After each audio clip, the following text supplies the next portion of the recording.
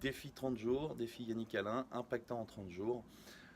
Merci, merci pour vos retours par rapport à la dernière vidéo. Je suis vraiment très touché. J'ai eu énormément de messages privés qui m'ont fait vraiment chaud au cœur.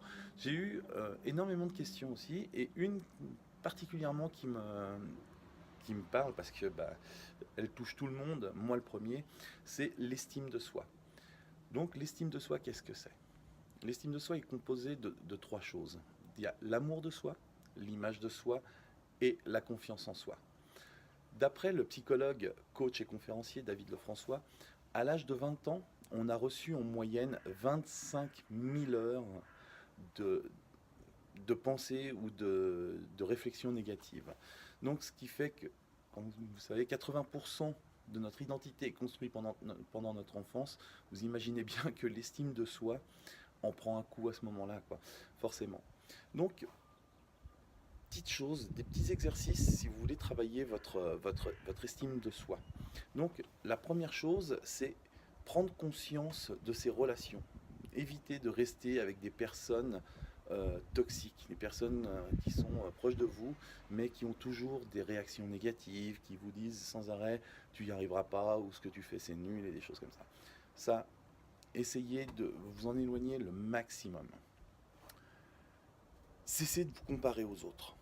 Ça, c'est quelque chose, je ne sais pas si vous avez remarqué, mais on est sans arrêt en train de se comparer aux autres. Ouais, mais eux, ils font mieux que moi, eux, ils font mieux que si. Einstein disait, on compare pas, on ne peut pas noter un poisson à sa capacité de grimper aux arbres. Voilà.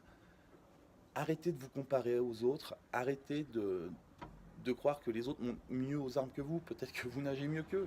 Donc voilà, on ne peut pas, vous comparez pas. Et, regardez vos possibilités, regardez vos moyens, et allez de l'avant par rapport à ça. Ensuite, reconnaissez vos qualités. Vous avez des qualités, vous savez faire des choses, mettez-les en avant.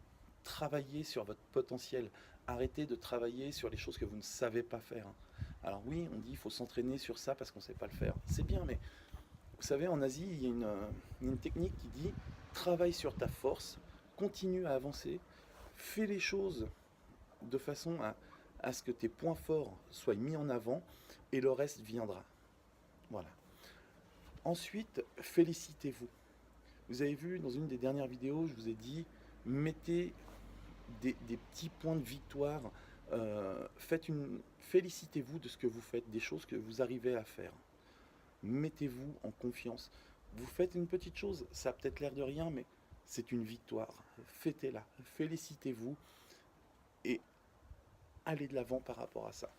Et ensuite, le dernier, un des points qui me semble le plus essentiel, c'est prenez soin de vous. Prendre soin de soi, qu'est-ce que c'est?